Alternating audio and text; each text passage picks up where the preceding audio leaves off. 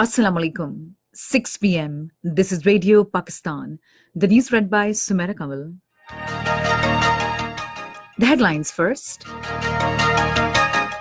Prime Minister says the government will provide every possible facilitation to foreign companies for expanding businesses in the country. Advisor to Prime Minister on Finance has said that the government is fully committed to restore financial discipline to ensure ease of doing businesses. UN Secretary General's Special Advocate for Inclusive Finance for Development has stressed the need for use of technology to bring improvement in the financial inclusion. The President has urged the international community to persuade India to resolve Kashmir dispute in accordance with UN resolutions. In occupied Kashmir, 2,337 women are among 95,469 civilians who were martyred during the past 30 years of unabated state terrorism by India. Turkey has announced to test Russian S-400 missile defense system despite US pressure to drop it. And now the news in detail. Prime Minister Imran Khan says his government will provide every possible facilitation to foreign companies for expanding businesses and facilitating overseas Pakistanis sending their hard-earned money back to their homes. He was talking to a delegation of MoneyGram headed by its Chief Executive Officer William Alexander Holmes in Islamabad today. Welcoming the interest evinced by MoneyGram International towards expanding its businesses in the growing economy of the country, the Prime Minister highlighted significant growth in home remittances witnessed during current fiscal year, which is expected to further grow in the coming years. The Prime Minister also highlighted incentive package which is under consideration for attracting greater remittances through formal channels. William Alexander Holmes informed the Prime Minister that the MoneyGram, in line with the vision of the present government, is complementing its efforts towards financial inclusion, especially encouraging immigrants to utilize formal channels for safe and speedy transactions.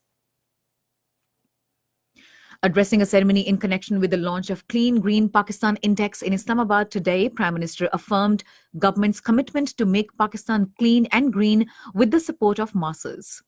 Clean Green Pakistan Index aims at improving overall green and clean outlook of Pakistani cities by kicking off competition amongst them on various indicators. Imran Khan said every segment of the society, including the administration, the elected representatives, and the youth should become part of the Clean and Green initiative to fight environmental degradation and protect the future of this country. Chairman Joint Chiefs of Staff Committee General Zubair Mahmood Hayat paid farewell call on Prime Minister Imran Khan in Islamabad today. The Prime Minister appreciated his long, meritorious service for the country. The Prime Minister wished the outgoing CJCSC well for his post-retirement life. Advisor to Prime Minister on Finance, Dr. Abdul Hafiz Sheikh, has said the government is fully committed to good governance, transparency, and restoring financial discipline to ensure ease of doing businesses in the country. Addressing Pakistan Innovative Finance Forum organized by Asian Development Bank in Islamabad today, he said the economy of the country has been put on right direction due to the effective reforms. The advisor on finance said 16% improvement has been witnessed in revenue collection, while non-tax revenue has been doubled due to business-friendly environment. Meanwhile, talking to media persons in Islamabad, he said the CPAC envisages several important projects, including those related to energy, basic infrastructure, and the special economic zones. UN Secretary General's Special Advocate for Inclusive Finance for Development, Queen Maxima, has stressed the need for use of technology to bring improvement in the financial inclusion. Chairing a meeting on the financial inclusion in Islamabad today, she said Pakistan has made advancement towards the financial inclusion, but still more needs to be done. It was attended by the representatives of the UN agencies, the World Bank, and the Asian Development Bank. Later, Queen Maxima visited different trade institutions in Islamabad today. Pakistan Army has made postings and transfers at senior levels. According to ISPR, 2 Major Generals have been promoted to the rank of Lieutenant General. They are Major General Ali Amir Awan and Major General Mohammad Saeed. Meanwhile, Lieutenant General Sahir Shamshad Mirza has been appointed Chief of General Staff, while Lieutenant General Nadeem Zaki Manj as DG SPD. Lieutenant General Muhammad Amir has been appointed Adjutant General and Lieutenant General Shaheen Mazhar Mahmood as Commander Mangla Corps. Lieutenant General Noman Mahmood has been appointed Commander Peshawar Corps. This is Radio Pakistan. Special Assistant to Prime Minister on Information and Broadcasting Dr. Firdaus Ashik says a narrative linked with Islamophobia is a threat to world peace. In a statement prior to her departure to Saudi Arabia, she said all Islamic countries will have to devise a joint course of action to eradicate Islamophobia. Dr. Firdaus Ashik regretted over the incident of the desecration of Holy Quran in Norway and said such occurrences need to be condemned in the strongest form. She said on the instruction of Prime Minister Imran Khan, she will raise voice against the unfortunate incident in Norway, prevailing critical situation in occupied Kashmir, and the act of usurping rights of Muslims in connection with the Indian court decision on Babri Mosque.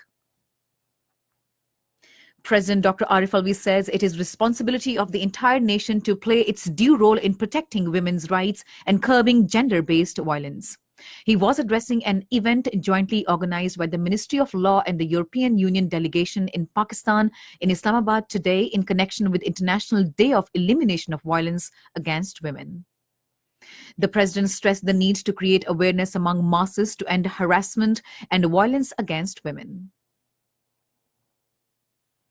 Talking to Commander Qatari Emery Guard Major General Hazza bin Khalil bin Mansour al-Shehwani, who along with the delegation called on him in Islamabad today, President Arif Alvi urged the international community to persuade India to resolve Kashmir dispute in accordance with UN resolutions.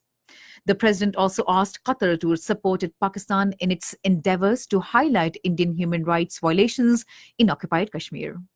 He said the fascist Indian regime is flagrantly violating the human rights of Kashmiris by revoking the special status of occupied Kashmir and by suspending their civic liberties.